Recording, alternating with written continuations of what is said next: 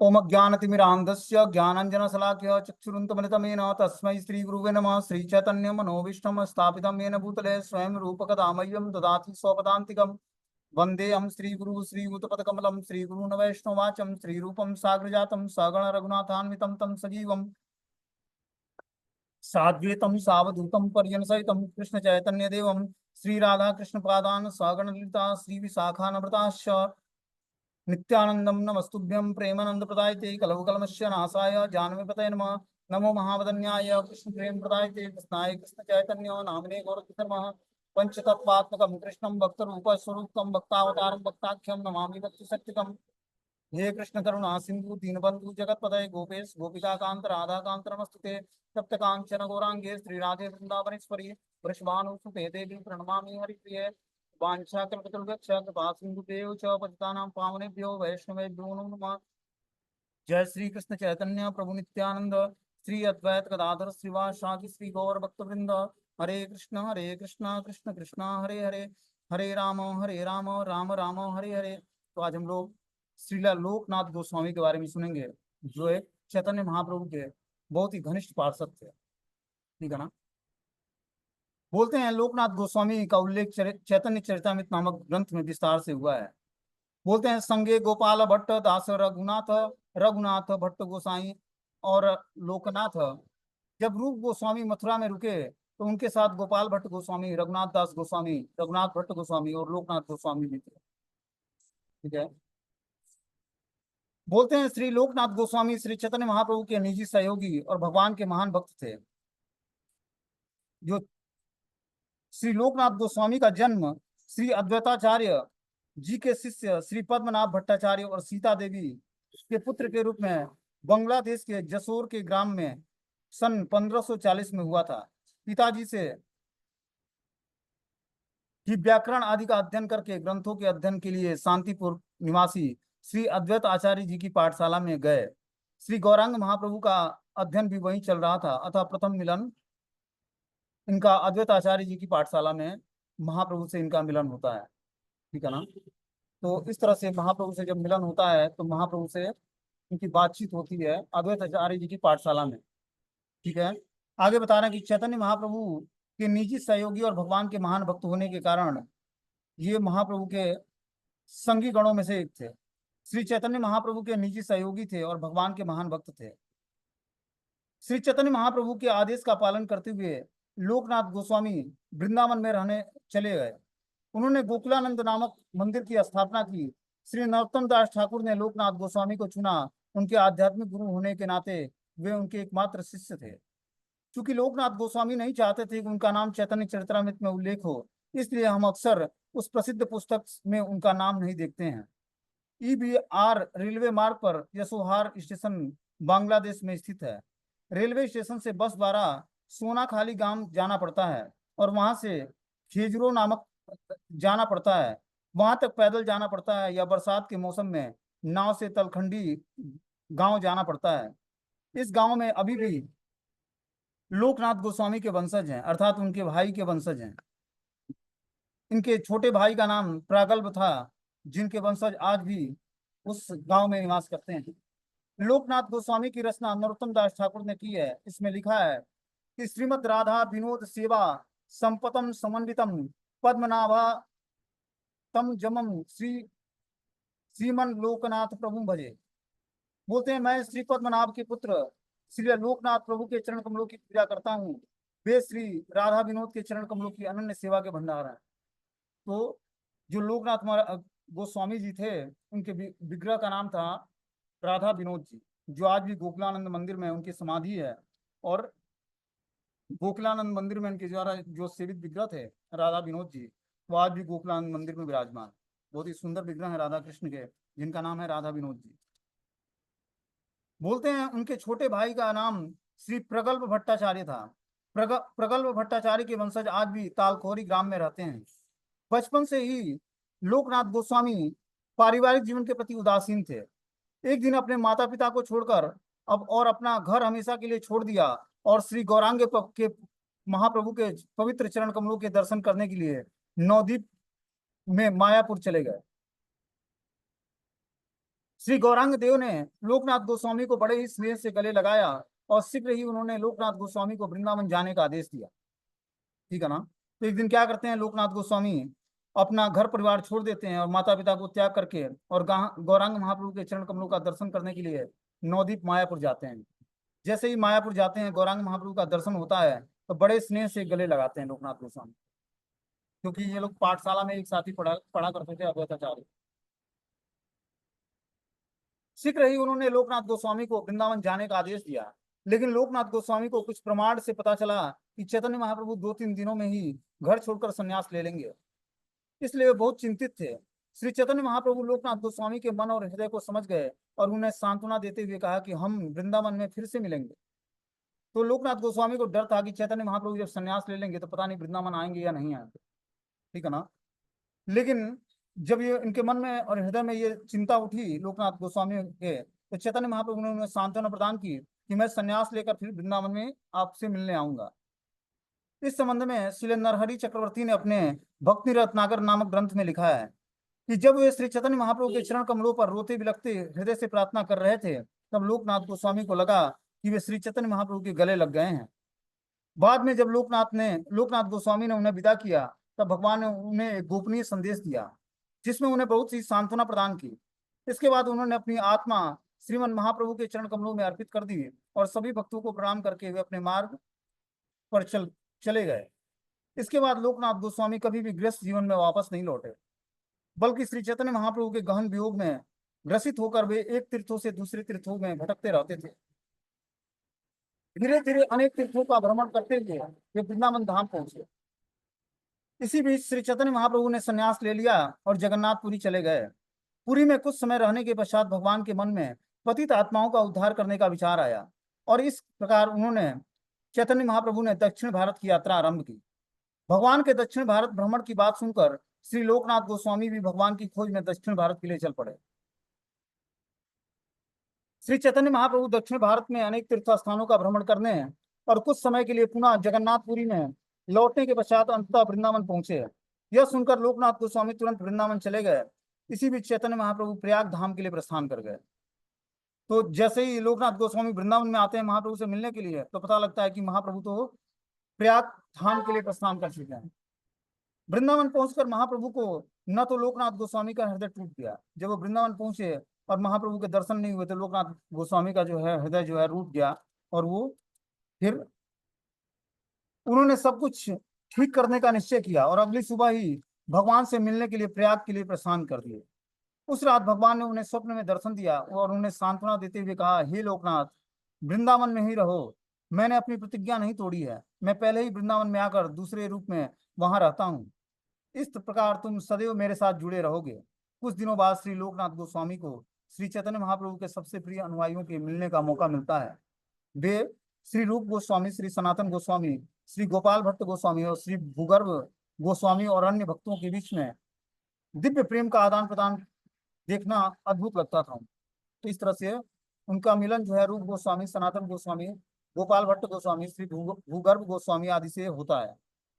वे सभी एक मन और एक प्राण थे। गोस्वामियों में श्री लोकनाथ सबसे वृद्ध थे। जितने भी गोस्वामी वृंदावन में रहते थे महाप्रभु के शिष्य, उसमें सबसे वृद्ध थे लोकनाथ गोस्वामी।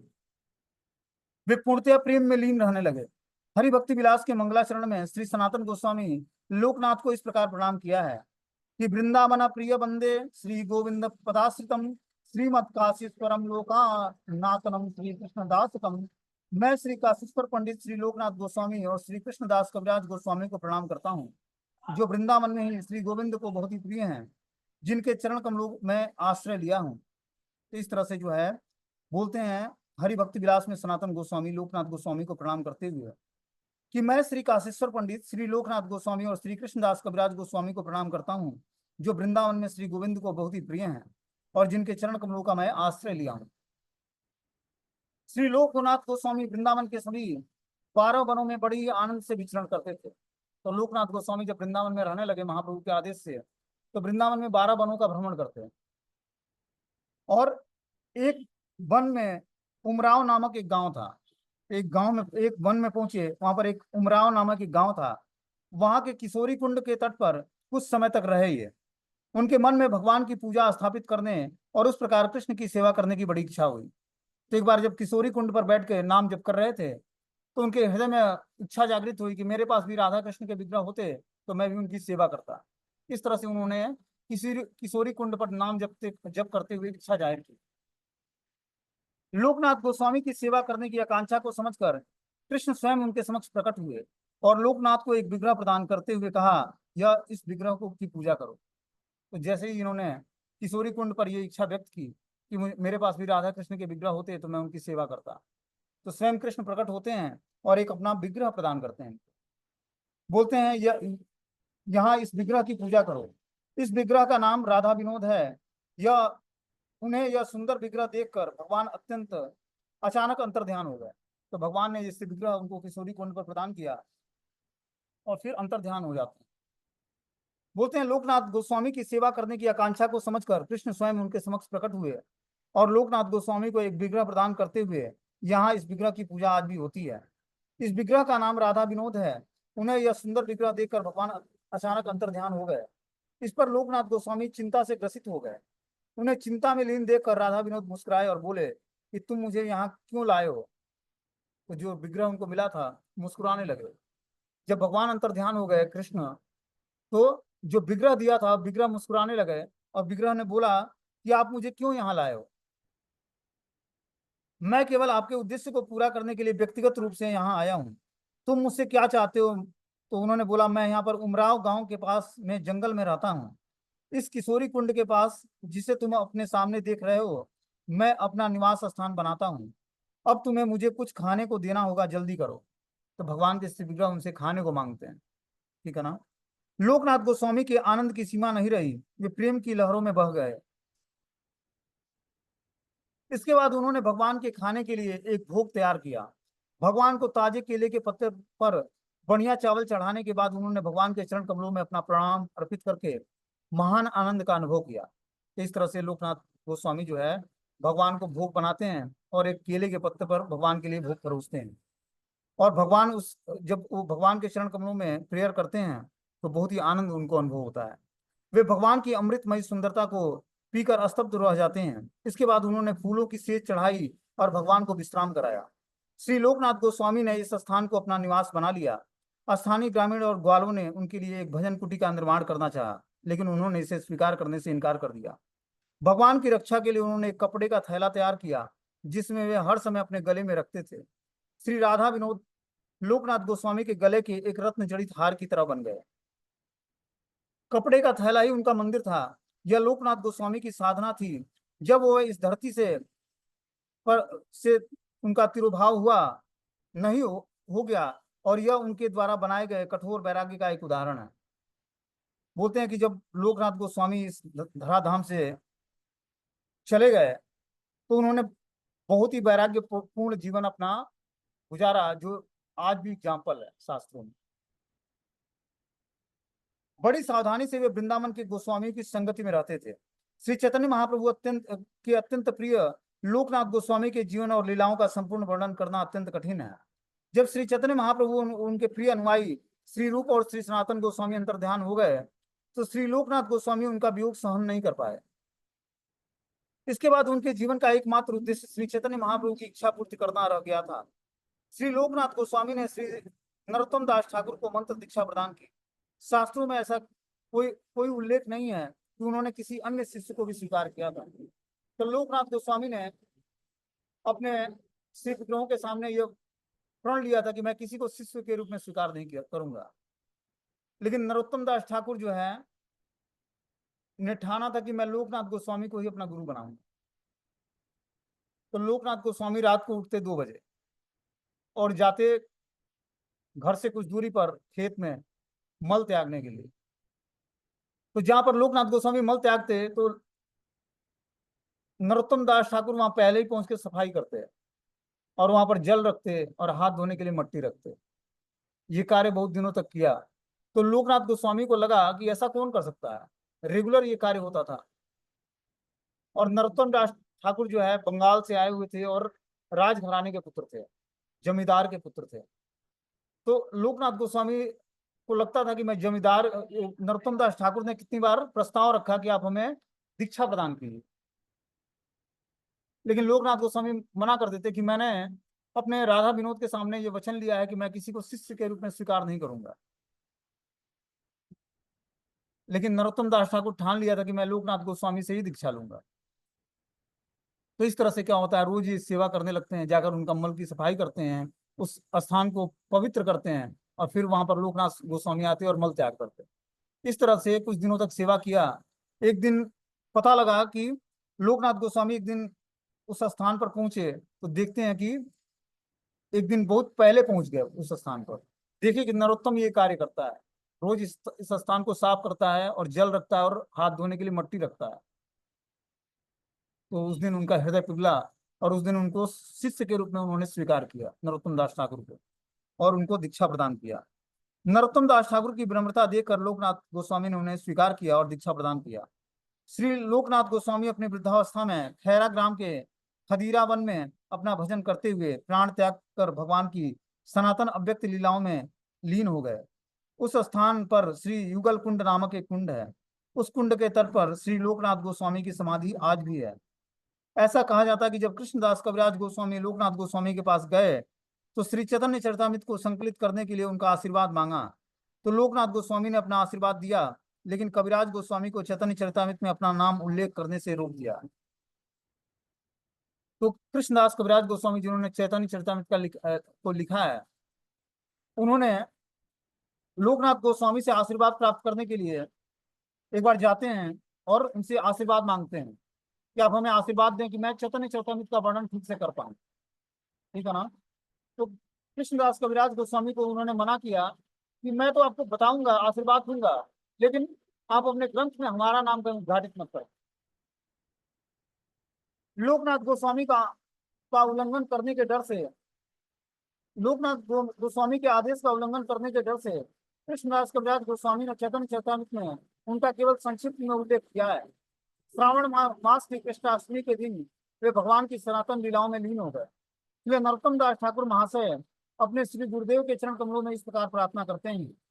क्या प्रार्थना करते हैं कि हाँ हाँ प्रभु लोकनाथ राखाय पद वदे कृपा दृष्टि चाह यदि हया आनंदे मनोवाचो सिद्धि हवे लटका पूर्ण तृष्णा व्यथया चैतन्य मिले सेठा राधा कृष्णा तुमी ना करिले दया के करे बे अरा मनेरा वासना पूर्ण कराए इबारा यही तीन सब अरे मोरा आरब के होने कृपा करी निज पदे तले दिया थाई राधा कृष्ण लीला गुण गौरात्रि दिने नरोत्तम वचा पूर्ण नावे तुआ बाई है। श्री लोकनाथ, हे गुरुदेव, यदि आप मुझ पर प्रसन्न हैं तो कृपया मुझे अपने चरण कमलों की शरण में रखें और मुझ पर अपनी दयालु दृष्टि दें।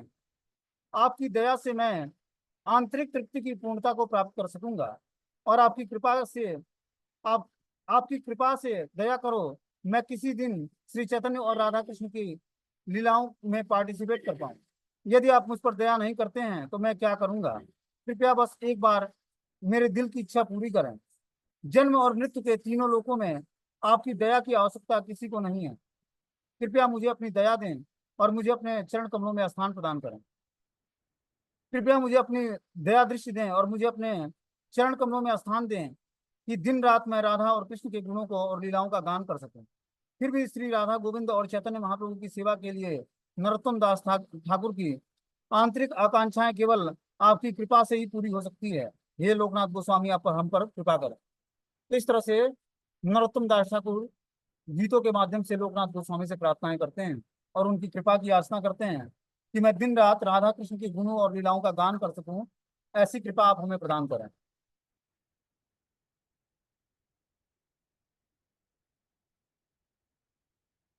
आगे बताते हैं कि श्रावण मास के शुक्ल पक्ष की अष्टमी अर्थात आज ही के दिन श्री लोकनाथ गोस्वामी नित्य लीलाओं में प्रविष्ट हो गए। नित्य लीला में आज ये मंजुला मंजरी हैं और भगवान राधा कृष्ण के वस्त्रों को संभाल कर रखते हैं। उनको धारण करवाना उनका निकुंज में प्रधान सेवा है। तो जो है लोकनाथ गोस्वामी जो है भगवान की नित्य लीलाओं में श्री मंजुला मंजरी हैं, और इनका कार्य क्या है कि राधा कृष्ण के वस्त्रों को धारण कराते हैं भगवान को और राधा रानी को, और निकुंज में प्रधान सेवा, इनकी यही प्रधान सेवा है। कि भगवान के वस्त्रों को संभाल कर रखना और उनको धारण कराना। ये नित्य लीलाओं में भगवान की सेवा करते हैं। श्री वृंदावन में राधा गोकुलानंद मंदिर में इनकी समाधि है। श्री लोकनाथ गोस्वामी जी द्वारा सेवित श्री राधा विनोद के विग्रह भी श्री गोकुलानंद मंदिर में सेवित है। तो आज भी हम आएंगे और जो गोकुलानंद मंदिर में है, तो लोकनाथ गोस्वामी जी के श्री विग्रह और समाधि दोनों विराजमान हैं। राधा विनोद जी हैं, बहुत ही सुंदर विग्रह हैं, तो आप लोग आकर उनका दर्शन कर सकते हो। ठीक है ना, ये उनका चरित्र था।